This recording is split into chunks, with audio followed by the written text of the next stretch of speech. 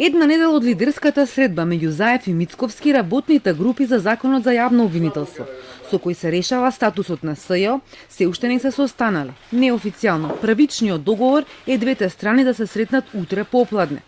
Не се открива ниту целосниот состав на преговарачите. За сега е познато дека власта ќе ја представува врвот на правда, министерката Десковска и незиниот заменик Ристовски.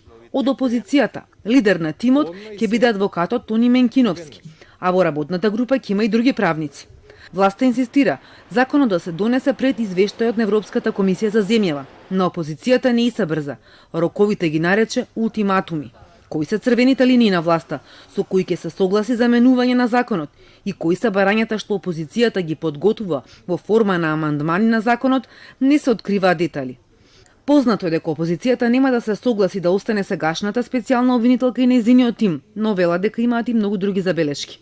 Ете квалитетен закон кој што ќе може да важи за сите.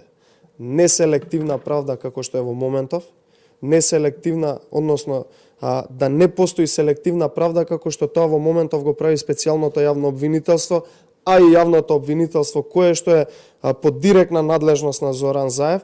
Власта пак целосно ја поддржува Јанева и целиот состав на СЈО. Истакнуваа дека законот е изготвен според сите меѓународни стандарди врз основа на двата извештаи на експертскиот тим на Прибе и дека се исполнети препораките на Греко и Венецијанската комисија.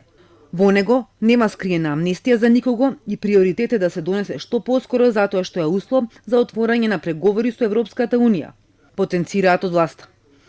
СЈО со законот се инкорпорира во државното обвинителство, добива траен мандат, автономија и нова надлежност да гони висока корупција, но ги губи бомбите како докази за 20 на истраги и обвиненија отворени по 1 јули 2017.